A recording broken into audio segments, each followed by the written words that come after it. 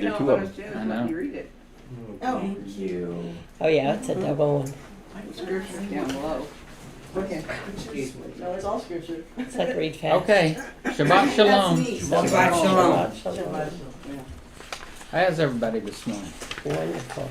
Beautiful rain. I'm here.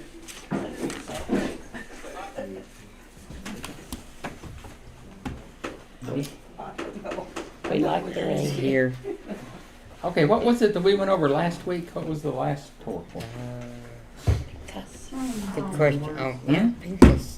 Pinkas. Pinchas, yes. What was Pinchas all about? Zealous. It's all about God. me. A bunch of stuff. He was red zealous, heifer. right? I went to Fonda for a lifetime. Yeah, we did the census. We did the daughters of Zlokaha. We did Joshua's appointed as the new leader. And then we did all the Shabbats, right? Yes. All the Shabbats. Yeah, we did the daily offerings, the Shabbat offerings, the monthly offerings, the Passover, Shavuot, trumpets, Yom Kippur. Yom Have you Kippur, seen on and YouTube Tabernacle. that there were some rabbis from Israel came over to Texas, we think down near Rose, because they have found 10, but 6 candidates for the red heifer, their red Angus.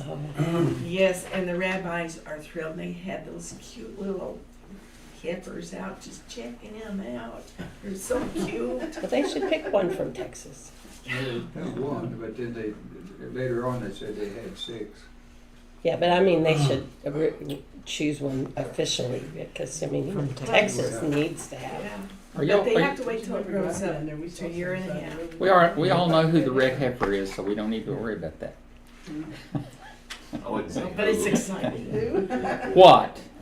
What it represents, okay. Oh, go ahead. Okay, this week is Mattot and Massei, And right? Massei.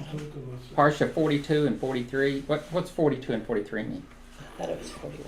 Hmm? too. 42 and 43. Just last ones of Numbers.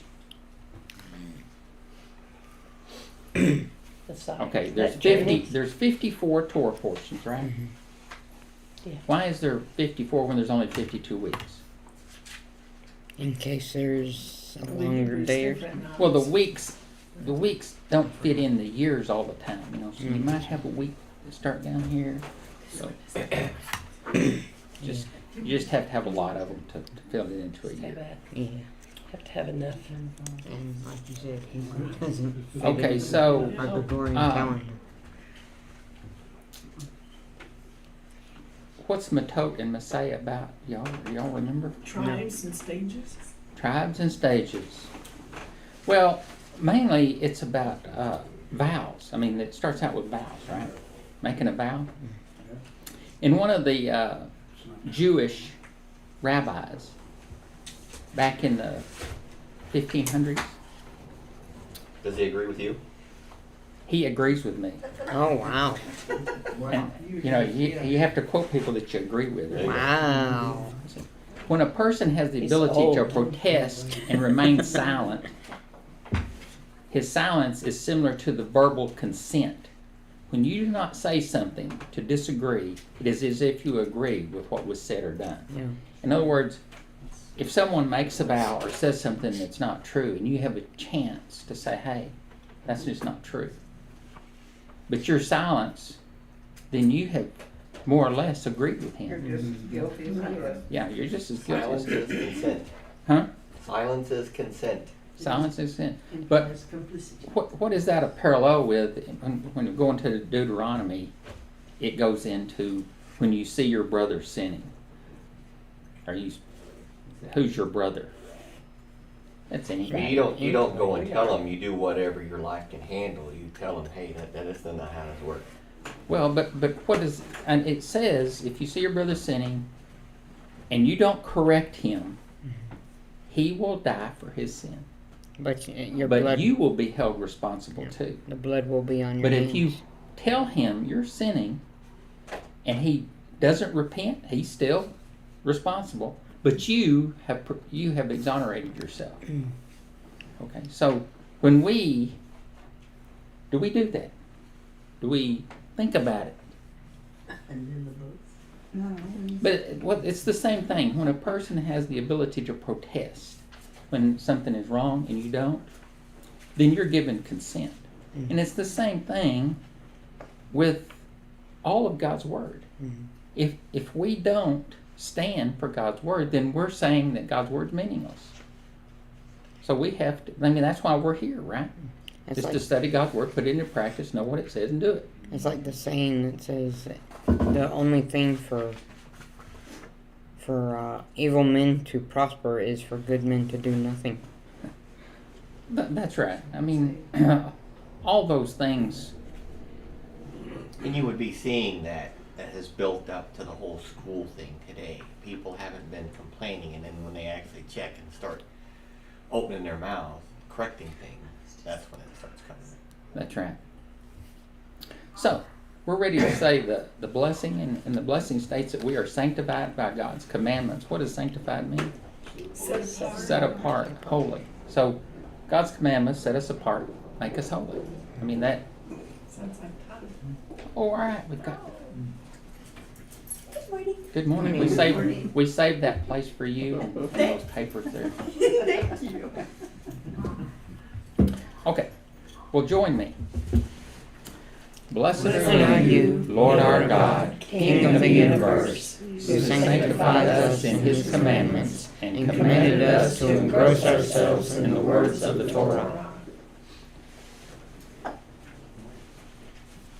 And in Hebrew, Baruch atah Adonai Eloheinu melech haolam asher kiddushanu b'mitzvotav betzavanu layasok b'divrei Torah. Sorry, I got a little tongue-tied there. Happens to the best of us. I like the way Dan read because it reminds me of Dan.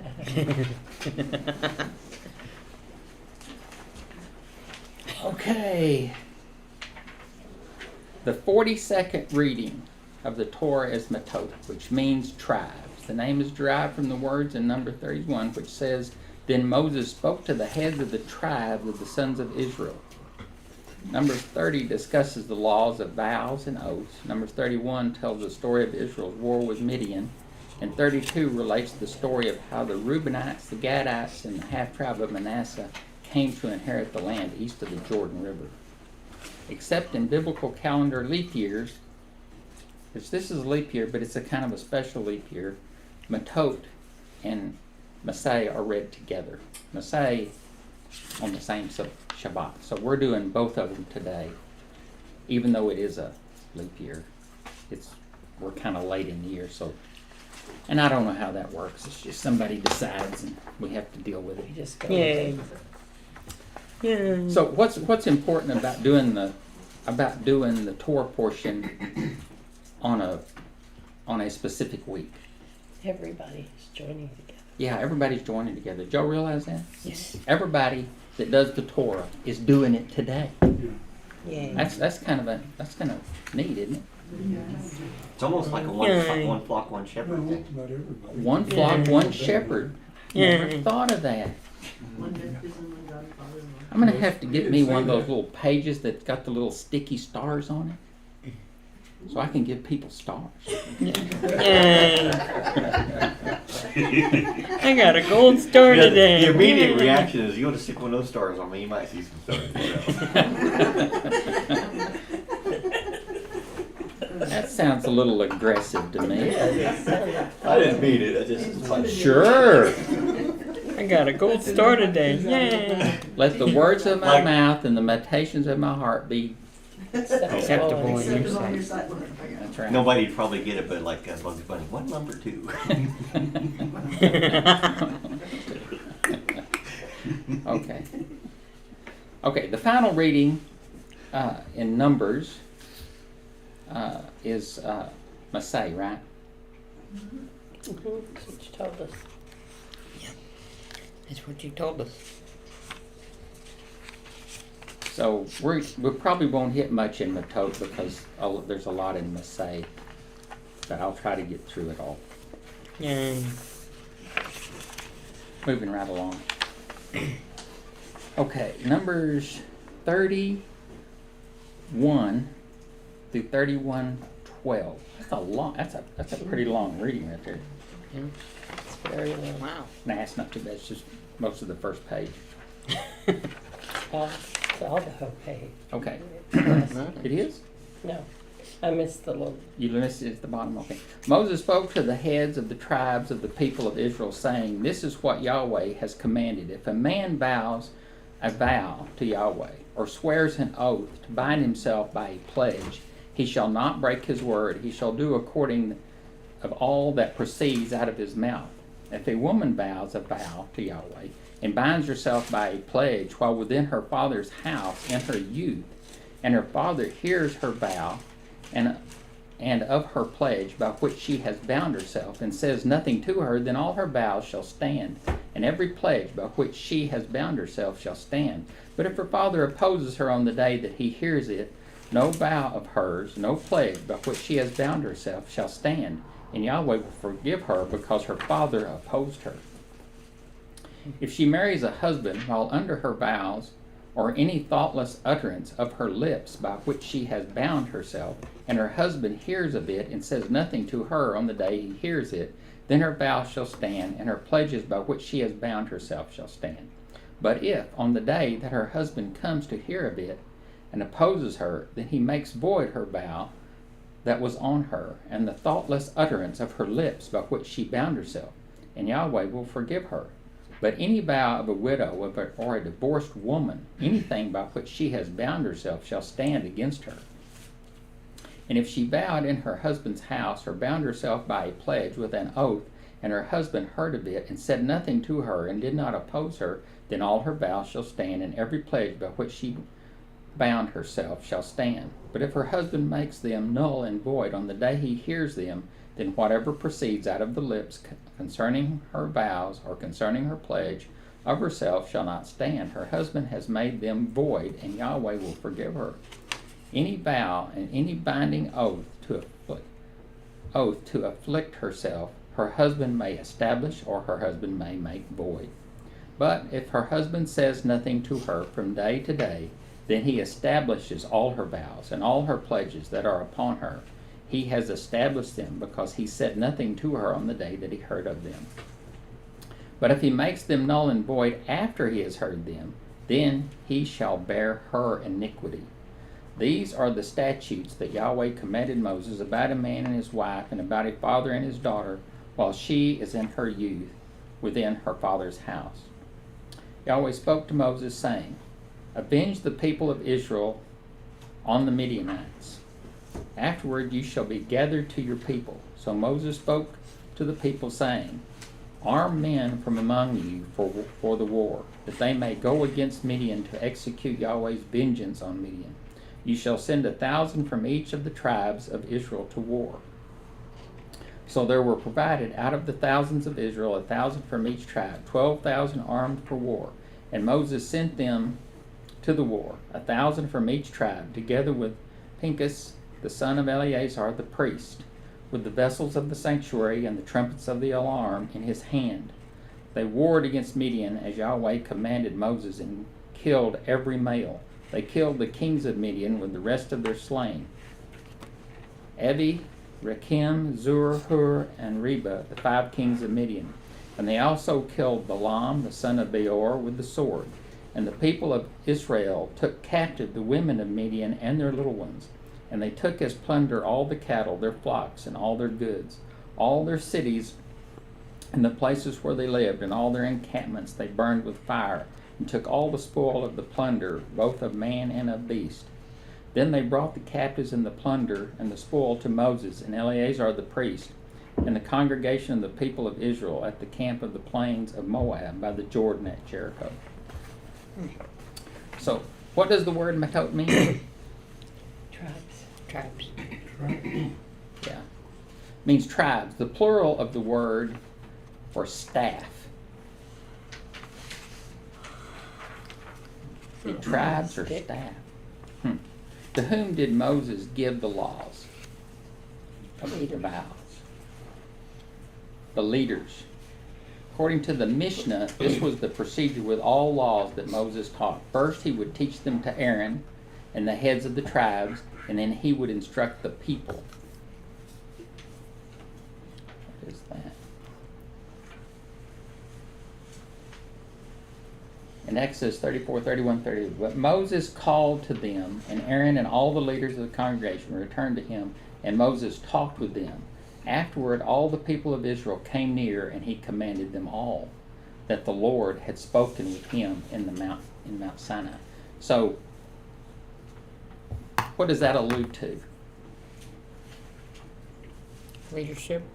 Yeah, I mean, it's part of leadership. I mean, you call the leaders and you get them, and call the heads and you do this, and then you get everybody together, and then everybody that's already heard it reinforces what Moses is saying, and then they ask questions. It's just like here, you read it, you talk about it, people make comments, and you try to discern what God's Word says. Moses is doing the same thing. He's having big Torah lessons all the time. Did you ever think of it that way?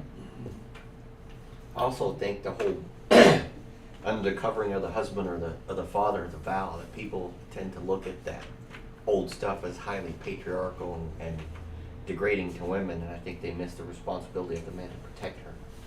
Right.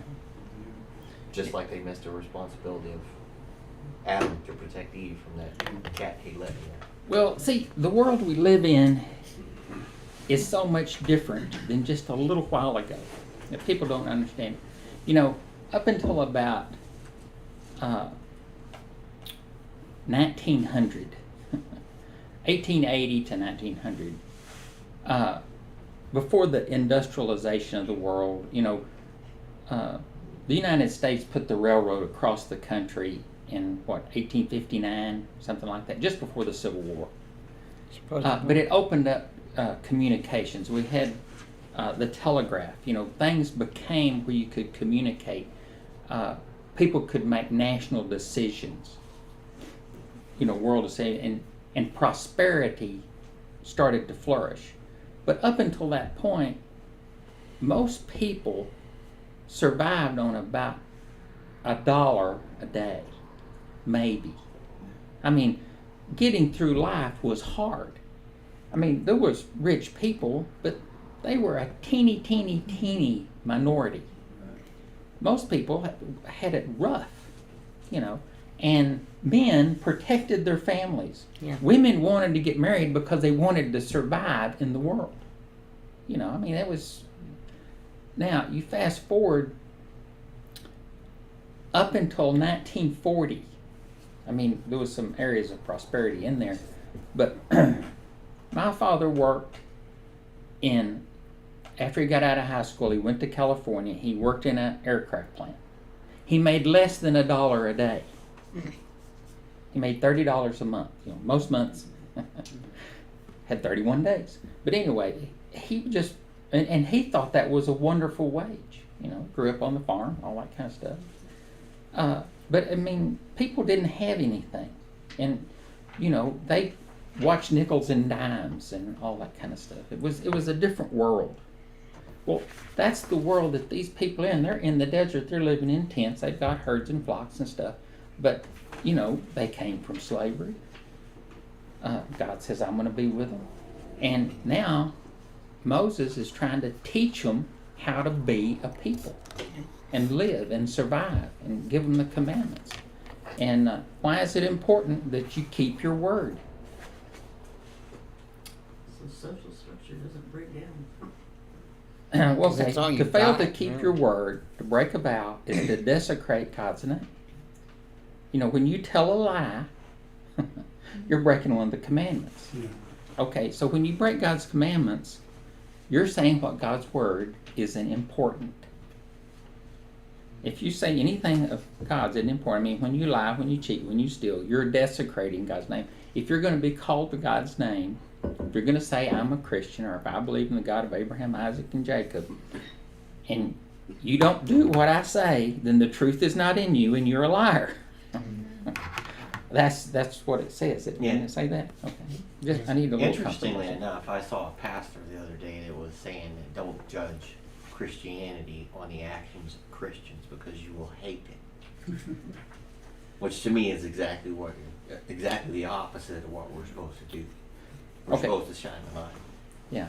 So in Matthew 33 through 37, and again, have you heard it said that those of old, you shall not swear falsely, but shall perform to the Lord what you have sworn? But I say to you, do not take an oath at all, either by heaven, for it is the throne of God, or by the earth, for it is his footstool, or by Jerusalem, for it is the city of the great king. And do not take an oath by your head, for you cannot make one hair white or black. Let what you say be simply yes or no. Anything more comes from the evil. Comes from evil. So, what's Yeshua saying in that passage? To put it in a nutshell, he's saying, watch what you say. Yeah. Your words can't be taken back. I mean, you say them and they go out. I mean, you can apologize and do all kind of things, but, you know, they're like sharp arrows. That's You right. know, your tongue is a two-edged sword. So, and I've lived a life of being a smart aleck and hurting people's feelings by putting them down in the past. I mean, so can attest to the fact that, you know. I've heard an analogy on something like that one too. Have you? What is it? Take a plate, smash it on the floor. Now tell it you're sorry. See what happens. Nothing. Michigan said, tear a pillow open, let the feathers fly, and the next day say, oh, we'll pick them all up. Yeah. Okay, can an unmarried woman make a vow while living in her father's house? Yes. Yes. Yes. She can, but she better be careful. But her father has the right to nullify the vow, right? Yep. And a married woman can make a vow, but her husband can nullify it. Yep. But a widowed or a divorced woman is held to the same standard as a man. Yep. In other words, what's the difference between a married woman and a daughter and a divorced woman or a widow? They don't have to protect the The covering coverings. of the. They don't have the covering. They don't have the opportunity to get a second opinion. You know. If a They husband could literally consents go to his and say- wife's vow, but afterward chooses to nullify it, what happens? She's forgiven. Well, if a husband causes his wife to break her vow, or he nullifies it afterward, he's responsible. Oh, yeah. In other words, he, you know, it's like a lot of things in life. I mean, one of my cousins, well, I have these twin cousins, they both work for DuPont. And they always said about DuPont, it said, it doesn't matter what happened. If there was anything that happened that was bad, he said, the first thing we had to do is we had to assign blame. And so once we got a blame assigned, so then we could go figure out, maybe we would fix it. But, you know, we had to blame somebody. I Well, think that still goes on. to assign blame. But Started with Adam and Eve. CDC. it doesn't matter. What it boils down to is you have to take authority for your actions. That's what keeping a vow, not keeping a vow, is responsibility. It was the woman you gave me.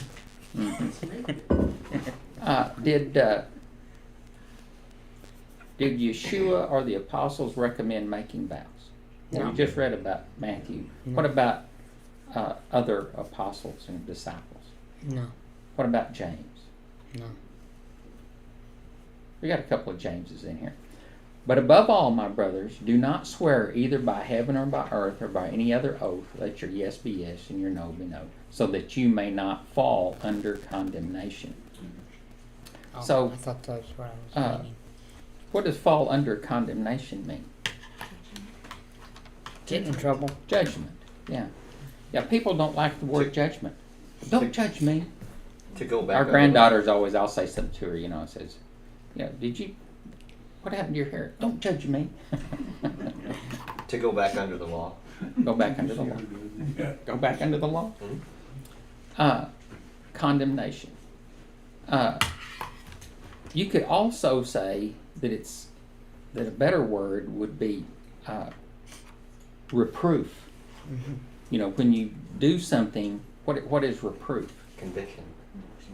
Well, it's Someone not who only touch conviction, you. reproof, it's pointing it out Pointing it and out. giving instruction. Yeah. I thought that was rebuke. Quiet. I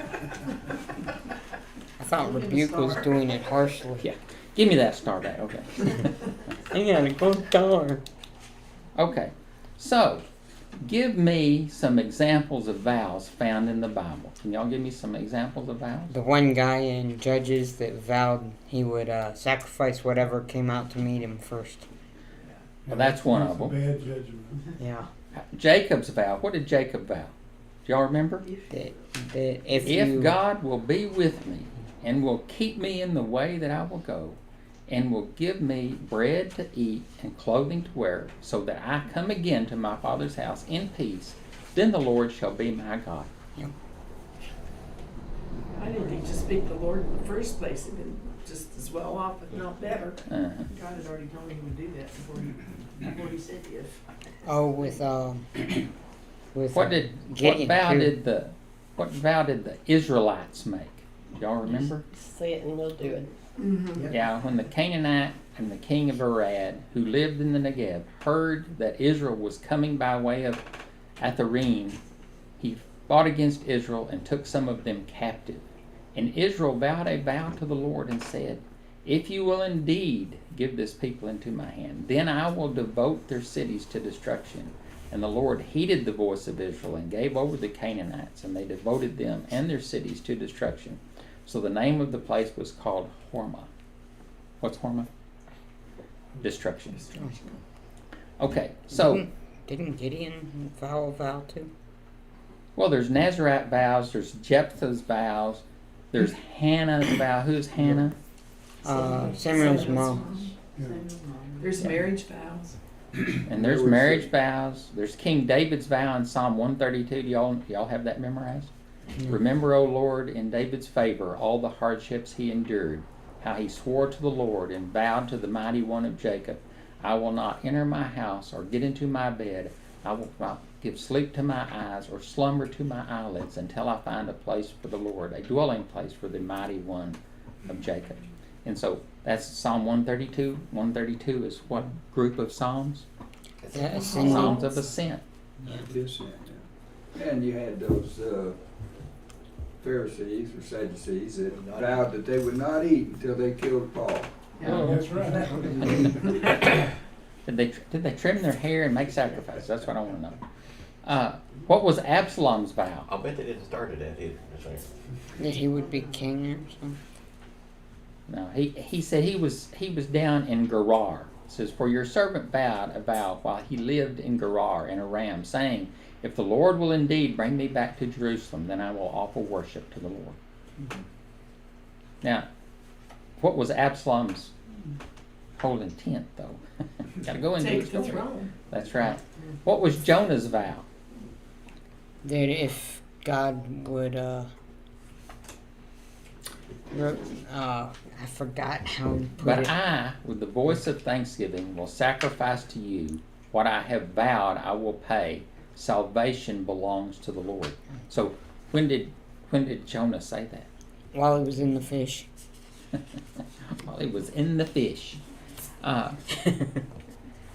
Yeah. So what's the significance of Jonah being in the fish? 3 days and 3 nights. 3 That's days. Yeshua will be in the belly of the earth 3 days and 3 nights. Uh-huh. But I know man the worm. Well, what it means, he was in the belly of the whale. There's 3 days, 3 nights. Salvation belongs to the Lord. In other words, it's a picture of redemption.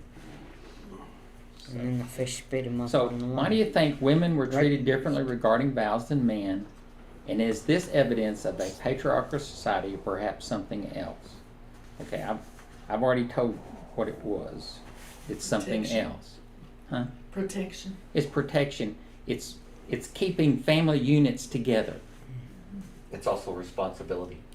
Well, yeah, I mean, it's leadership, it's responsibility, but what it deals with is keeping people together.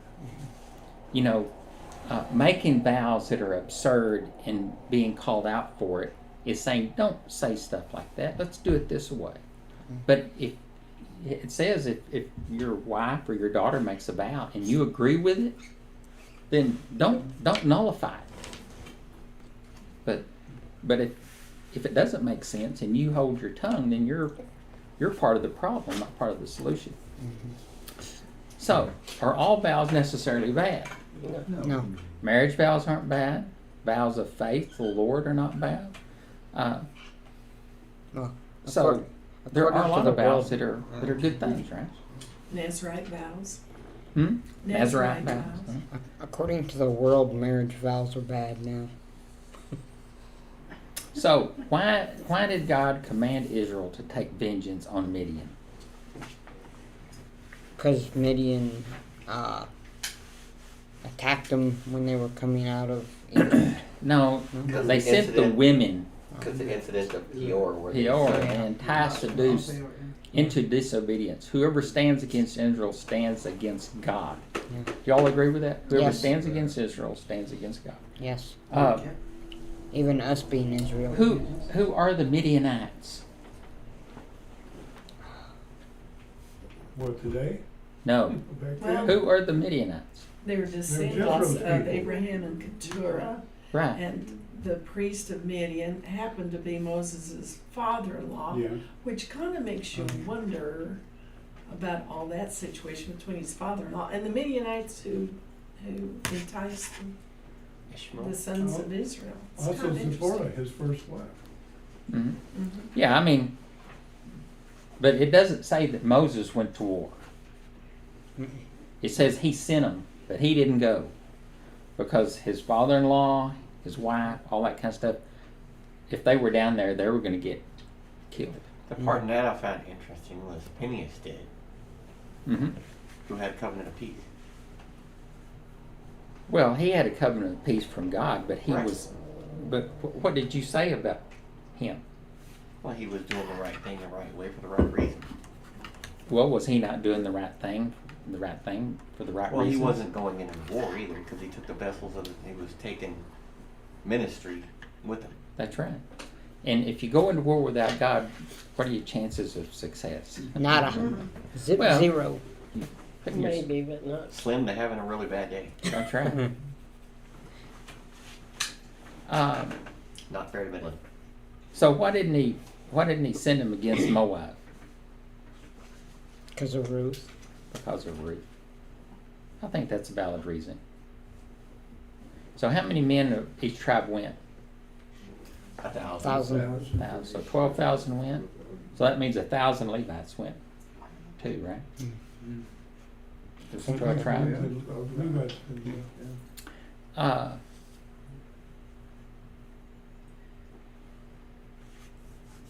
I gotta skip some of these questions because there's too many. Why was Balaam present during the war between Israel and the Midianites? Probably because he was getting his reward from the king. They thought his presence would make them winners. Well, I'm pretty sure that he went because he wanted the money. Mm-hmm. That would be the trend. That's what got him killed. Yeah. Okay, let's move on to number 2. Like I said, he was Oh, getting number- his reward. As we say down in Texas, el numero dos. In Texas. Un numero dos. I think Sharon's going to read el numero dos. Okay. Moshe and Eleazar the priest and all the chiefs of the congregation went to meet them outside the camp. And Moshe was angry with the officers of the army, the commanders of thousands, excuse me, and the commanders of hundreds, who had come from service in the war. Moshe said to them, "Have you let all the women live? Behold, these, on Balaam's advice, caused the people of Israel to act treacherously against Yahweh in the incident of Peor. And so the plague came among the congregation of Yahweh. Now, therefore, kill every male among the little ones, and kill every woman who has known man by lying with him. But all the young girls who have not known man by lying with him, keep alive for yourselves. Encamp outside the camp 7 days. Whoever of you has killed any person and whoever has touched any slain, purify yourselves and your captives on the 3rd day and on the 7th day. You shall purify every garment, every article of skin, all work of goat's hair, and every article of wood. Then Eleazar the priest said to the men in the army who had gone to battle, "This is the statute of the law that Yahweh has commanded Moshe. Only the gold, the silver, and the bronze, the iron, the tin, and the lead, everything that can stand the fire, you shall pass through the fire, and it shall be clean. Nevertheless, it shall also be purified with the water for impurity. And whatever cannot stand the fire, you shall pass through the water. You must wash your clothes on the 7th day, and you shall be clean. And afterward you may come into the camp." Yahweh said to Moshe, "Take the count of the plunder that was taken, both of man and of beast, you and Eleazar the priest, and the heads of the fathers' houses of the congregation, and divide the plunder into 2 parts between the priest and the heads of the father's house of the congregation." And divide the plunder in 2 parts between the warriors who went out to battle and all the congregation.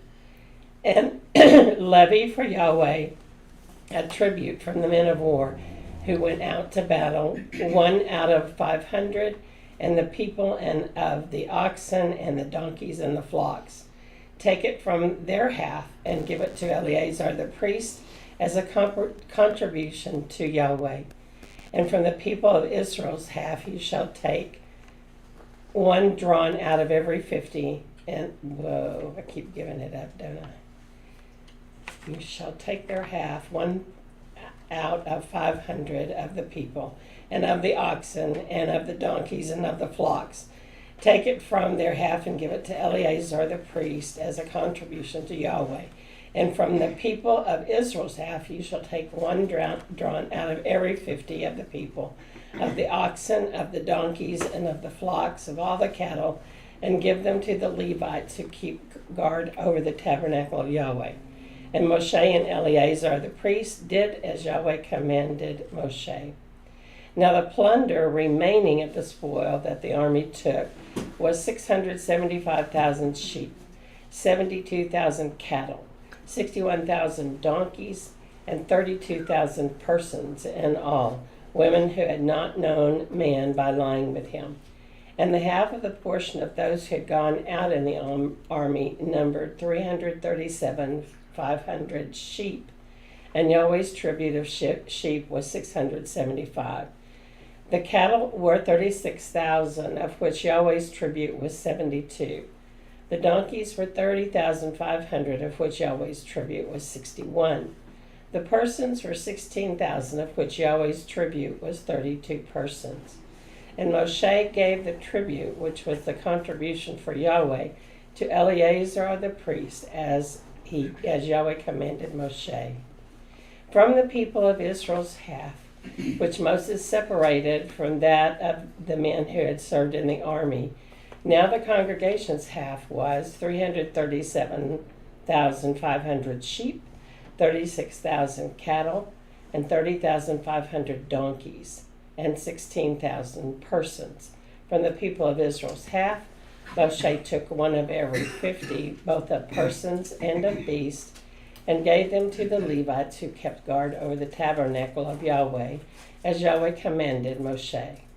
The officers who were over the thousands of the army, the commanders of thousands and the commanders of hundreds, came near to Moshe and said to Moshe, "Your servants have counted the men of war who are under our command, and there is not a man missing from us. And we have brought Yahweh's offering, what each man found, articles of gold, armlets and bracelets, signet rings, earrings, and beads, to make atonement for ourselves before Yahweh." And Moshe and Eleazar the priest received from them the gold, all crafted articles, and all the gold of the contribution that they presented to Yahweh from the commanders of thousands and the commanders of hundreds was 16,750 shekels. The men in the army had each taken plunder for himself. And Moshe and Eleazar the priest received the gold from the commanders of thousands and of hundreds and brought it into the tent of meeting as a memorial for the people of Israel before Yahweh. Thank you. So, how many Jews died in the war? None. None. Was that a miracle? What? Yes. Why would the tribe of Levi need some of the persons? I can understand the goats, the sheep, and stuff like that, but why would they need the persons? Well, they're indentured servants. Okay. They can carry and do whatever they're told to do. Okay.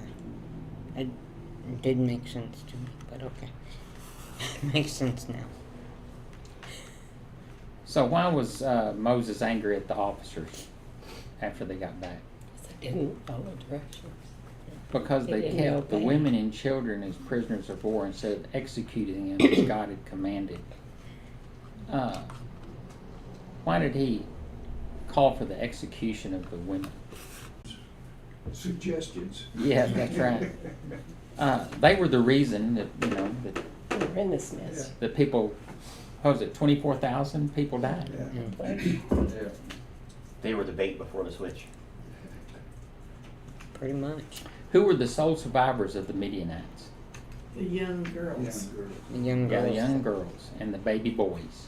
And the And their cows mothers. and the chickens. Maybe they were thinking that if they were young enough, that eventually they would follow in the ways of God, maybe. But God still told them to get rid of everybody. So Yeah. that may or may not have happened. So does the Torah justify genocide? The Torah justifies genocide only in cases of judgment decreed from heaven or as a safety measure against assimilation with the Canaanite nations who were steeped in the occult. And probably had Nephilim blood. In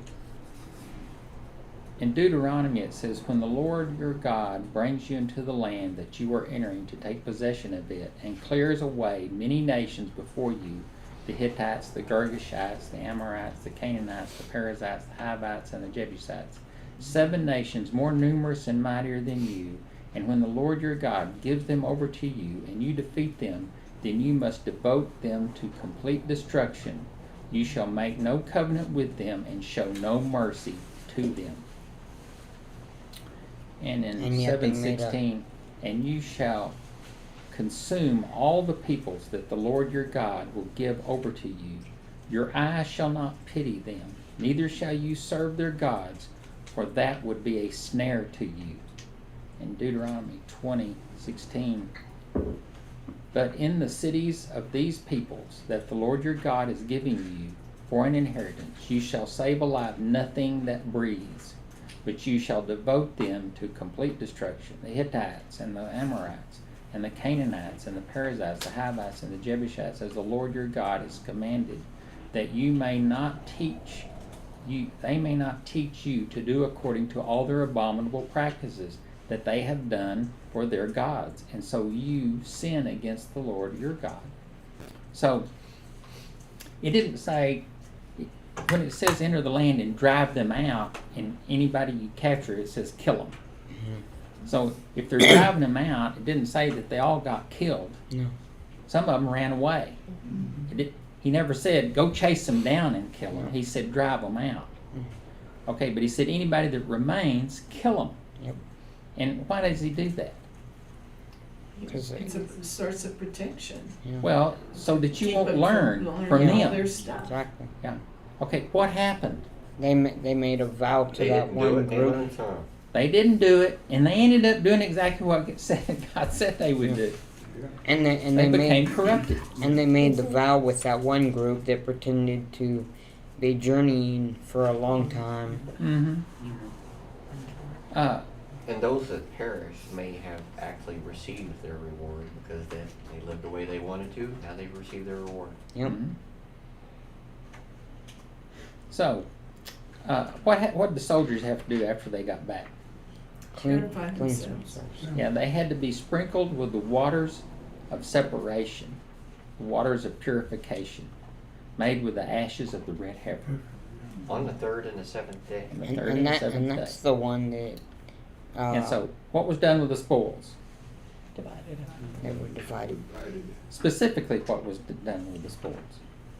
Given to the Lord, to the priests. Had to be purified. More Had to specifically, be purified. they had to be purified too. Okay. Had to be purified with water and fire. And and then in addition to that, the soldiers were Everything that could go through the fire when they That's fire. right.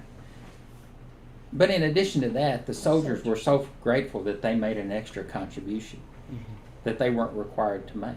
Yep. Do you think that they thought about that and they all got together and said, "Hey, you know, nobody got killed. Yeah. Maybe we ought to make a That's pretty contribution." miraculous.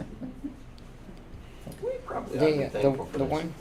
one with the red heifer, that's the one that makes the people that do it unclean, correct? Mm-hmm. Okay. Got to read number 3. Now the people of Reuben and the people of Gad had a very great number of livestock, and they saw the land of Yasher and the land of Gilead, and behold, the place was a place of livestock. So the people of Gad and the people of Reuben came to Moshe and to Eleazar the priest and to the chiefs of the congregation, Atarot, Dibon, Yazer, Nimrah, Heshbon, Eliel, Elileh, Zebam, Nebo, and Beon, the land that Yahweh struck down before the congregation of Israel, and is a land for livestock, and your servants have livestock. And they said, If we have found favor in your sight, let this land be given to your servants for a possession. Do not take us across the Jordan. But Moses said to the people of Gad and to the people of Reuben, Shall your brothers go to the war while you sit here? Why will you discourage the heart of the people of Israel from going over to the land that Yahweh has given them? Your fathers did this when I sent them from Kadesh Barnea to see the land. For when they went up to the valley of Eshcol and saw the land, they discouraged the heart of the people of Israel from going into the land that Yahweh had given them. And Yahweh's anger was kindled on that day, and he swore, saying, Surely none of the men who came up out of Egypt from 20 years old and upward shall see the land that I swore to give to Abraham, to Isaac, and to Jacob, because they have not wholly followed me. None except Caleb, the son of Jephunneh, the Kenizzite, and Joshua, the son of Nun. For they have wholly followed Yahweh.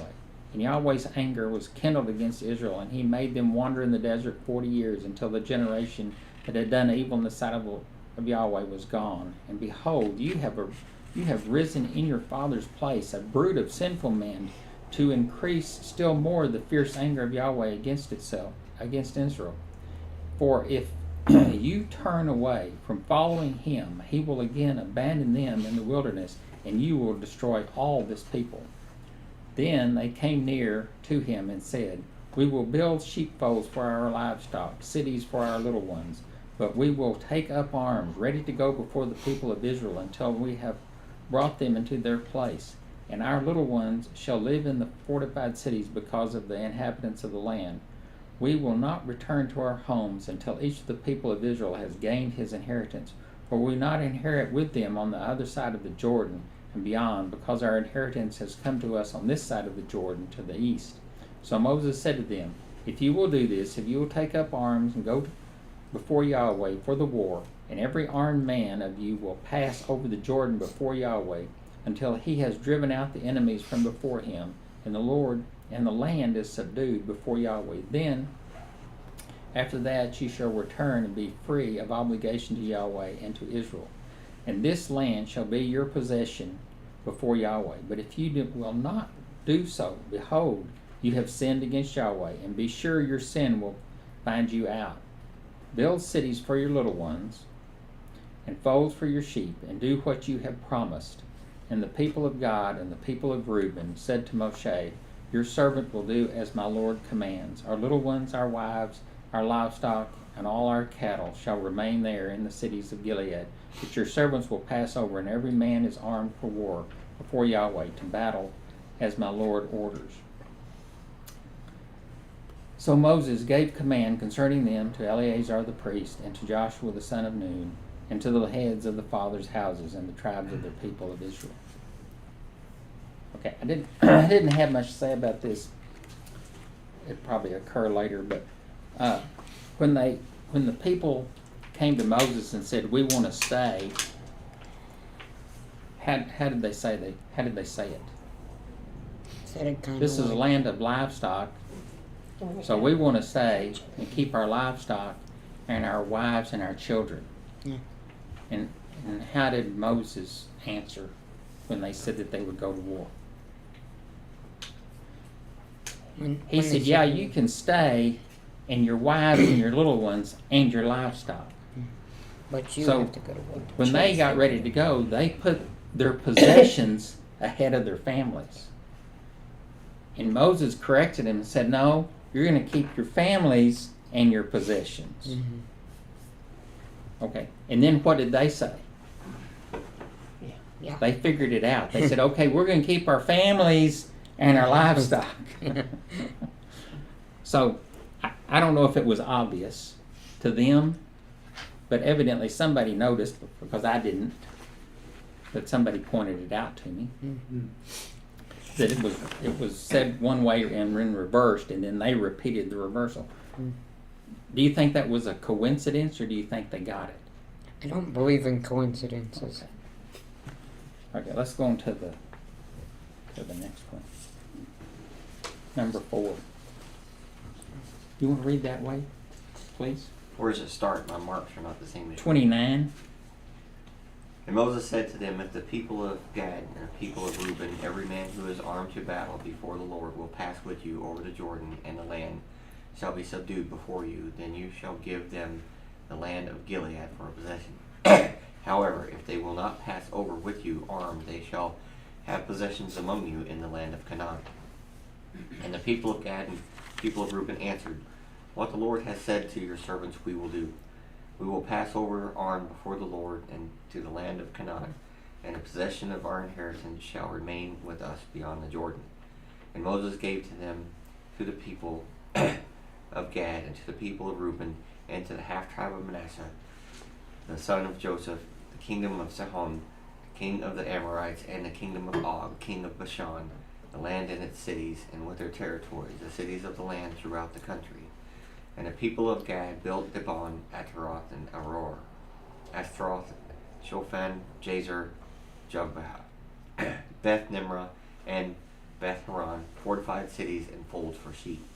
And the people of Reuben built Heshbon, Eliah, Kiriathaim, Nebo, and Baal-Meon. Their names were changed, and the Sibmah, and they gave their names to the cities that they built. And the sons of Machir, the sons of Manasseh, went to Gilead and captured it, and dispossessed the Amorites who were in it. And Moses gave Gilead to Machir, and son of Manasseh, and he settled in it. And Jair, son of Manasseh, went and captured their villages and called them Havoth Jair. And Nobah went to capture Kenath and its villages and called it Nobah after his own name.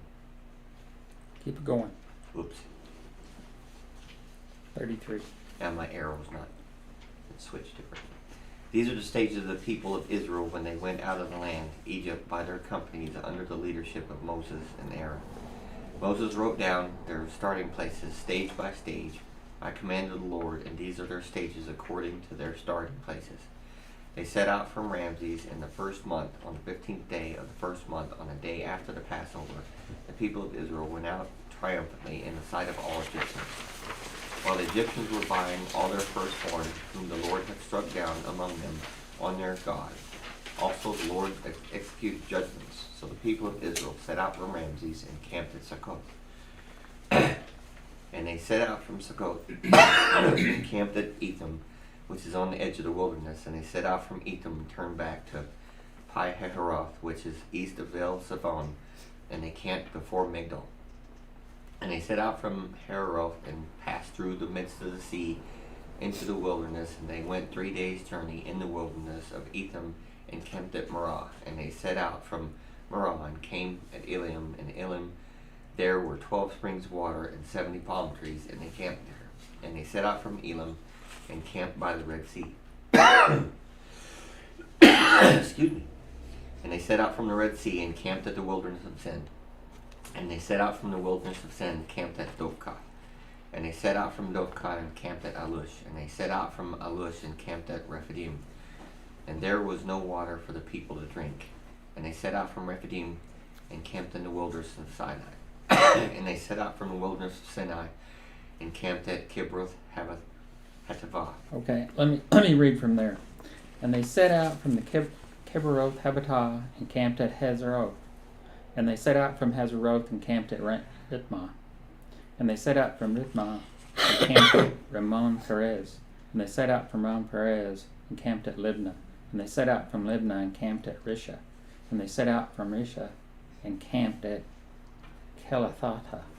And they set out from Kelathatha and camped at Mount Sephir. And they set out from Mount Sephir and camped at Heradah. And they set out from Heradah and camped at Mechaloth. They set out from Mechaloth and camped at Talah. And they set out from Taha and camped at Terah. And they set out from Terah and camped at Midkah. They set out from Midkah and camped at Heshmonah. And they set out from Heshmonah and camped at Esherot.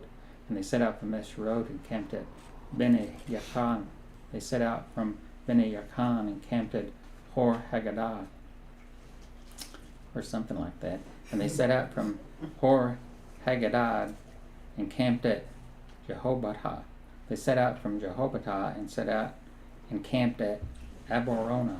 They set out from Abarona and camped at Ezon Geber. They set out from Ezon Geber and camped in the wilderness of Zin. Then, that is Kadesh. And they set out from Kadesh and camped at Mount Hor on the edge of the land of Edom. And Aaron and the priests went up from Mount Hor at the camp of Yahweh and died there in the 40th year after the people of Israel had come out of the land of Egypt on the first day of the 5th month. And Aaron was 123 years old when he died on Mount Hor. And the Canaanite king of Arad, who lived in the Negev, in the land of Canaan, heard of the coming of the people of Israel.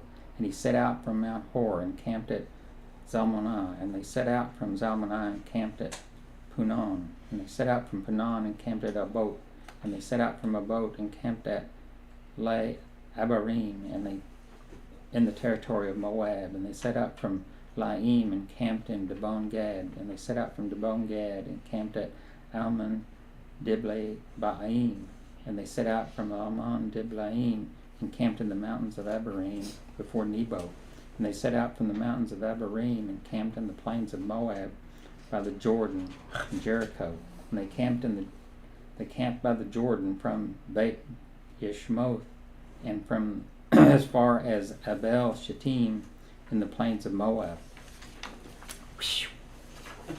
That was a lot of stuff. Yeah. Let's go ahead and read number 5. So, can you read number 5, please? Yahweh spoke to Moses in the plains of Moab by the Jordan, saying, Speak to the people of Israel and say to them, When you pass over the Jordan into the land of Canaan, then you shall drive out all the inhabitants of the land from before you, and destroy all their figured stones, and destroy all their metal images, demolish all their high places, and you shall take possession of the land and settle in it. For I have given the land to you to possess it. You shall inherit the land by lot according to your clans. To a large tribe you shall give a large inheritance, and to a small tribe you shall give a small inheritance. Wherever the lot falls to anyone, that shall be his. According to the tribes of your fathers you shall inherit. But if you do not drive out the inhabitants of the land from before you, then those of them whom you have let remain shall be as barbs in your eyes and thorns in your sides, and they shall trouble you in the land where you dwell. And I will do to you as I thought to do to them. Yahweh spoke to Moshe, saying, Command the people of Israel and say to them, When you enter the land of Canaan, this is the land that shall fall to you for an inheritance. The land of Canaan, as defined by its borders. Your south side shall be from the wilderness of Zin alongside Edom, and your southern border shall run from the end of the salt sea on the east, and your border shall turn south of the ascent of Akrabib and cross to Zin, and its limit shall be south of Kadesh Barnea. And then it shall go on to Hazar Adar and pass along to Asmon. And the border shall turn from Asmon to the brook of Egypt, and its limit shall be at the sea. For the western border you shall have the great sea and its coast. This shall be your western border. This shall be your northern border. From the great sea you shall draw a line to Mount Hor. From Mount Hor you shall draw a line to Lebo Hamath, and the limit of the border shall be at Zedad. Then the border shall extend to Zephron, and its limit shall be at Hazar Enon. This shall be your northern border. You shall draw a line for your eastern border from Hazar Enon to Saphon, and the border shall go down from Saphon to Riblah on the east side of On, and the border shall go down and reach to the shoulder of the sea of Kinnereth on the east. And the border shall go down to the Jordan, and its limit shall be at the salt sea. This shall be your land as defined by its borders all around. Moshe commanded the people of Israel, saying, This is the land that you shall inherit by lot, which Yahweh has commanded to give to the 9 tribes and to the half-tribe. For the tribe of the people of Reuben by fathers' houses, and the tribe of the people of Gad by their fathers' houses, have received their inheritance, and the half-tribe of Manasseh. The 2 tribes and the half-tribe have received their inheritance beyond the Jordan, east of Jericho, toward the sunrise. Okay, so we read all that stuff, and it told all the places that they had been, where they started from, where they ended up, where they started from, where they ended up. What's important about it? What's about going through all the places they started, all the places they were? Showing that they were learning to trust in God. Well, number one, it records the historical places where they went, what they did, and that they died in the wilderness. Mm. And it's not a fairy tale. It's something that happened. Mm-hmm. And so it mentions hard places, hard facts, everything as a matter of fact. Mm-hmm. Okay? And so then they come through, and then they get their instructions for taking the land, right? And so what did God tell them to do? Not to make covenants with They anybody. were to drive out all the inhabitants. Now, see, it said drive them out, but anybody that stayed, they were committed to destruction. Yeah. Destroy their figured stones. What is that? All their idols. Idols. All their idols.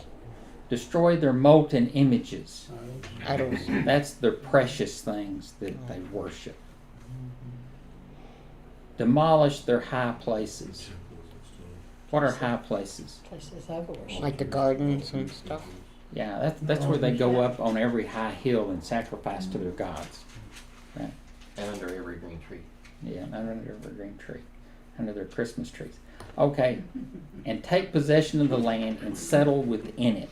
But So I like when it says take possession of the land and settle within it, why does God have to say and take the land and settle within it? Because they've been nomads for so long before. Well, it declared that it was from him. This is what I'm... Yeah, it declared It's it's from from him, but it also said take ownership of it. You know, you go start a job somewhere, and you have these duties to do. Okay, if you don't take ownership of what your job is, you can't do your job. Mm. You know, if you have the attitude, well, this is just a temporary job, and and I don't really care. I'm going to look forward to something else. You know, take possession of it. You don't do it. You don't keep it very long. Yeah, you don't keep it very long. But anyway, you gain a reputation. Okay, the same thing here. When he tells people, go in, take possession of the land and settle within it, okay, That means show the world that I have brought you here and this is yours. Take possession of it, settle in it. And so those commands are specific. Drive out the inhabitants. Get rid of them. Get rid of their standing stones, their molten images. Demolish their high places. Take the land and settle it, and it's yours. Do what I tell you. And they're just like all people. They have a hard time figuring out what they're supposed to do. Mm-hmm. So, which one are we We're on? on 6.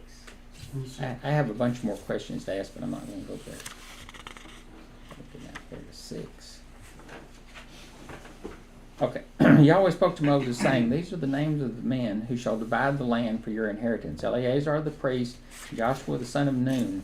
You shall take one chief from every tribe, divide the land for inheritance. These are the names of the men of the tribe of Judah, Caleb the son of Jephunneh. Of the tribe of the people of Simeon, Shemuel the son of Ammihud. Of the tribe of Benjamin, Eliad the son of Shishlon. Of the tribe of the people of Dan, a chief, Buki the son of Jogli. Of the people of Joseph. Of the tribe of the people of Manasseh, a chief, Haniel the son of Ephod. Of the tribe of the people of Ephraim, a chief, Kemuel the son of Shiptan. Of the tribe of the people of Zebulun, the chief, Elzaphan the son of Hamach. Of the tribe of the people of Issachar, a chief, Patiel the son of Azan. Of the tribe of the people of Asher, a chief, Ahihud the son of Shelomi. Of the tribe of the people of Naphtali, a chief, Padahel the son of Ammihud. These are the men whom Yahweh commanded to divide the inheritance for the people of Israel in the land of Canaan. Yahweh spoke to Moses in the plains of Moab by the Jordan at Jericho, saying, Command the people of Israel to give to the Levites some of the inheritance of their possessions as cities for them to dwell in. And you shall give to the Levites pasture lands around the cities. The cities shall be theirs to dwell in, and their pasture lands shall be for their cattle, and for their livestock, and for their beasts. The pasture lands of the cities, which you shall give to their Levites, shall reach from the wall of the city outward 1,000 cubits all around. And you shall measure outside the city on the east side 2,000 cubits, and on the south side 2,000 cubits, and on the west side 2,000 cubits, and on the north side 2,000 cubits, the city being in the middle. This shall belong to them, a pasture land for their cities. The cities that you give to the Levites shall be the 6 cities of refuge. There you shall permit the manslayer to flee, and in addition to them you shall give 42 cities. All the cities that you give to the Levites shall be 48, with all with their pasture lands. And as for the cities that you shall give from the possession of the people of Israel, from the larger tribes you shall take many, and from the smaller tribes you shall take few, each in proportion to the inheritance that inherits shall give of its cities to the Levites. Okay. So outside the cities, the Levites, how much land was provided and divided, and what was each part used for? Pasture land for the Levites. Yeah, each city was to be given 2,000 cubits. You know, 2,000 cubits is that's 3,500 feet, which is about 2/3 of a mile. I would say, maybe 4/5. I don't know. All around the city for pasture land and planting vineyards and all that kind of stuff. So, if you take the city and you put all this stuff around it for pasture lands and for what does that indicate? They're owning it. Well, it was also a city of refuge, so I guess you. Well, Where it was the cities of boundaries refuge, but it was to say you're supposed to bring your contributions, but the Levites are going to have a possession for themselves, so that they, when things get bad or whatever, I made provision for them. In other words, God's kind of telegraphing the fact that, yeah, I'm doing this, but I'm gonna preserve them in the cities that I'm given to them. I mean, why else would he do it? Well, I think I'll just put some, Just throw them out. you know. You knew Israel was gonna disobey and not provide the Kinda Levites and bring in scattered. sacrifices. Scattered my Levites all. And so, what did the rabbis talk about after this 2,000 cubits? What did they say? You don't know? Nope. No telling. Okay. They said that the 2,000 cubits is as far as you can walk on the Shabbat. Oh wow. Because that's what they put around the Levites. I don't know Better hope whether that, your house is I don't know if close, that means anything or not. close to the. Okay, I gotta read number 7. From here to the end, it's pretty long. And Yahweh spoke to Moses, saying, Speak to the people of Israel and say to them, When you cross the Jordan into the land of Canaan, then you shall select cities to be cities of refuge. For the manslayer who kills the person without intent may flee there. The city shall be for you a refuge from the avenger, that the manslayer may not die until he stands before the congregation for judgment. And the cities that you give shall be your 6 cities of refuge. You shall give 3 cities beyond the Jordan and 3 cities in the land of Canaan to be cities of refuge. These 6 cities shall be for refuge for the people of Israel, and for the stranger and for the sojourner among them, that anyone who kills any person without intent may flee there. But if he struck him down with an iron object so that he died, he is a murderer. The murderer shall be put to death. And if he struck him down with a stone tool that could cause death, and he died, he is a murderer. The murderer shall be put to death.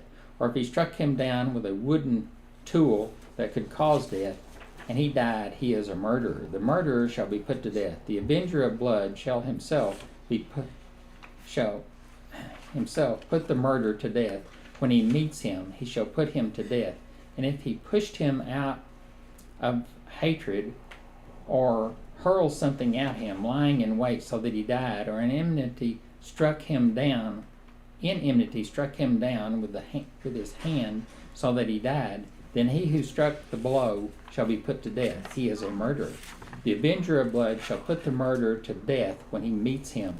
But if he pushed him suddenly without enmity, or hurled anything at him without lying in wait, or used a stone that could cause death without seeing him dropped it on him so that he died, though he was not his enemy and did not seek his harm, then the congregation shall judge between the manslayer and the Avenger of Blood, and the congregation will restore him to his city of refuge, to which he had fled, and he shall live in it until the death of the high priest, who was anointed with the holy oil.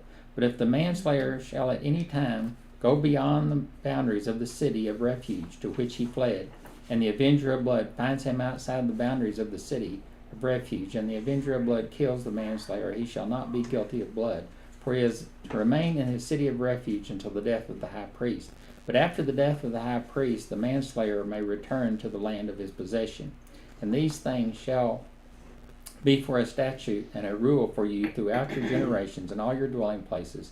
If anyone kills a person, the murderer shall be put to death on the evidence of witnesses, but no person shall be put to death on the testimony of one witness. Moreover, you shall accept no ransom for the life of a murderer who is guilty of death, but he shall be put to death. And you shall accept no ransom for him. He has fled to the city of refuge, that he may return to dwell in the land before the death of the high priest. You shall not pollute the land in which you live, for blood pollutes the land, and no atonement can be made for the land for the blood that is shed in it, except by the blood of the one who shed it. You shall not defile the land in which you live, in the midst of which I dwell. I, Yahweh, dwell in the midst of the people of Israel. The heads of the fathers of the houses of the clans of the people of Gilead, the son of Machir, son of Manasseh, from the clans of the people of Joseph, came near and spoke before Moses, before the chiefs, and the heads of the fathers' houses of the people of Israel. They said to Yahweh, Command my Lord to give the land for inheritance by lot to the people of Israel. And my Lord was commanded by Yahweh to give the inheritance of Zlokaha, our brother, to his daughters. But if they are married to any of the sons of the other tribes of the people of Israel, then their inheritance will be taken from the inheritance of our fathers and added to the inheritance of the tribes into which they married. so it will be taken away from the lot of our inheritance. And when the Jubilee of the people of Israel comes, then their inheritance will be added to the inheritance of the tribe into which they married, and the inheritance will be taken from the inheritance of the tribe of our fathers. And Moses commanded the people of Israel according to the word of Yahweh, saying, the tribe of the people of Joseph is right. This is what Yahweh commands concerning the daughters of Zlokaha. Let them marry whom they think best, only they shall marry within the clan of the tribe of their fathers. The inheritance of the people of Israel shall not be transferred from one tribe to another, for every one of the people of Israel shall hold on to the inheritance of the tribe of his fathers. And every daughter who possesses inheritance in any tribe of the people of Israel shall be wife to one of the clans of the tribe of her father, so that every one of the people of Israel may possess the inheritance of his fathers. So no inheritance shall be transferred from one tribe to another, for each of the tribes of the people of Israel shall hold on to its own inheritance. The daughters of Zlokaha did as Yahweh commanded Moses, for Mala, Tisra, Hoglah, Milcah, and Noah, the daughters of Zlokaha, were married to the sons of their fathers' houses. They were married into the clans of the people of Manasseh, the sons of Joseph, and their inheritance remained in the tribe of their father's clan. These are the commandments and the rules that Yahweh commanded through Moses to the people of Israel in the land of Moab by the Jordan at Jericho. So, Maybe they gave them all that land around there because they had people with them, and for these people they had to feed them because they can't feed them with stuff that they get from the temple because it's holy. could be. So, what's an Avenger of Blood? A family member. Okay, the Avenger of Blood is, it's not necessarily just a random family member. It's the clan, the leader. I mean, that's the Avenger of Blood. I mean, somebody that's in charge. And what are people that are in charge supposed to do? Well, the husband and the family, he's in charge. What's he supposed to do? Protect. Protect. The clan leaders, those are the people that protect. In other words, it's not a unorganized, some dude say, I'm going to go kill him. Because he's mad. Yeah. No, they say, you're the Avenger of Blood, you take charge. And what does it say? It says he goes and he's the one who kills him. I mean, it's different than today. I mean, someone gets tried and then they put him in a room and they electrocute him or whatever they're going to do. They inject something into him, they kill him. It's all kind of a nice, clean thing. But God he never said do it that way. He said, if your relative gets killed and he gets murdered, the head of your family, you go and you put that person to death. And everybody's responsible for their family. They took it seriously, and he said, go to the city of refuge, and if he leaves, even if he's innocent, you can kill him. I mean, that's serious stuff. I mean, And he went with the clothes on his back, probably, so somebody in that city would have to take care of him, too. well, or his relatives had to come and take care of him. Well, that's If he true. had relatives. Yeah. I mean, it's kind of like, back then when you went to prison, you could starve to death because they put you in prison. They didn't feed you.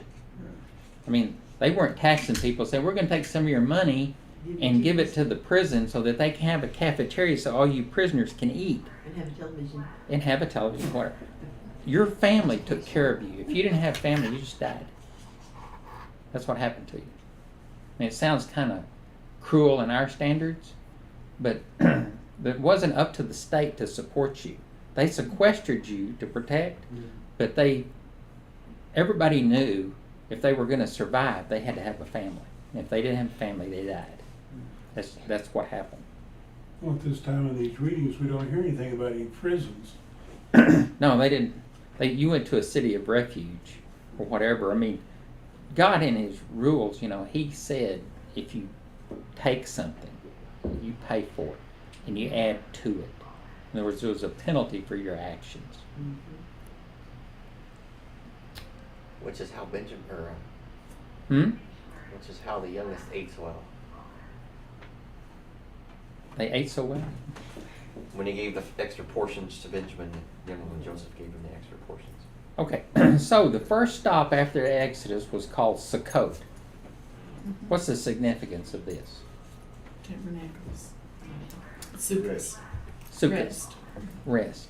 Rest. So, excuse me. You know, Alvin has gone on this for a long time. They stopped at Sukkot. What did they pick up at Sukkot? The bones of Joseph. Yeah. And so, and then after they pick up the bones of Joseph, that's their first stop and they head on out. What does Pharaoh do? Chases after him. He chases after him. Why did he chase after him? He knows they're not coming back. Yeah, he Because picked the up, bones of Joseph were the gone. tomb is So- empty. Mm-hmm.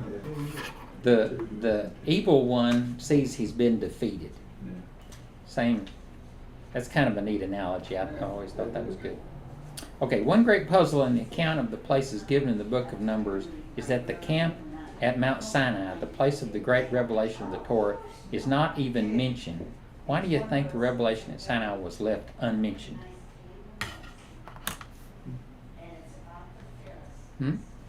Say again. Why do you think the revelation at Sinai was left unmentioned?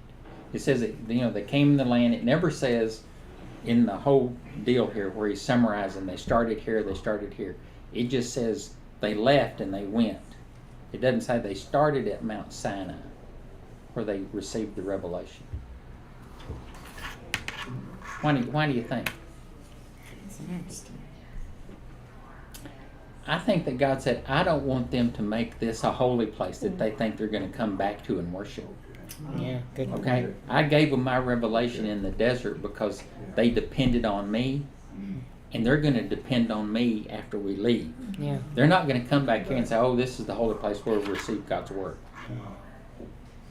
You see what I mean? Yeah, and start We worshiping don't Because- exactly know where it's at today. That's why you don't.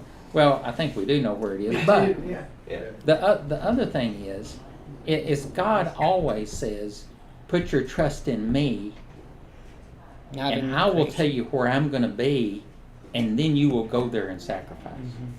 But if I don't tell you, then don't go there. Right. Don't go to the high places. Don't set up a standing stone. Don't do all these things.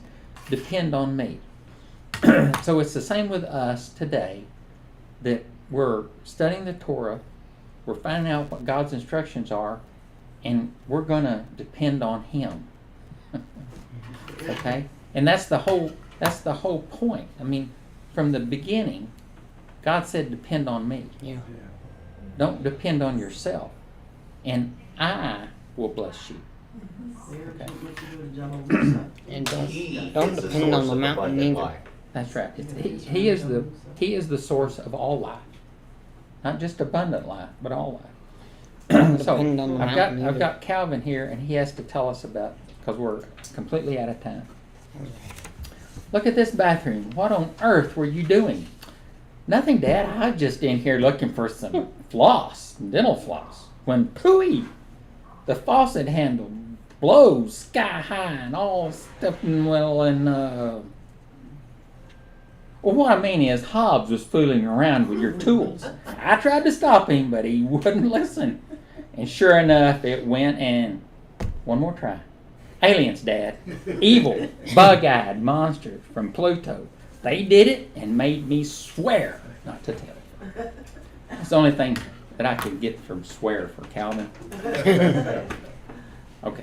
But that's what everybody does, you know. They wanted to deny it was their fault. Assign blame. That's right. Where we started, that's It where we're was the ending up. woman that you gave me. Okay, so since this is the last It book, was the snake. Admit nothing, deny everything, and make counter accusations. Yep. so this is the last of the Torah for, we say, Kazak, Beneath Kazak, which in English means be strong, and may we be strengthened. Okay, so next week is Devarim. We start Deuteronomy, The words. the words. No word. Devarim, the words. So join me in the blessing real Not fast. the bees, but the Real worms. fast, real fast. Blessed art you, Yahweh our God, King of the universe, who has gave us the Torah of truth, Yeshua our Messiah, and life everlasting, and set in our midst. Blessed are you, Yahweh, giver of the Torah.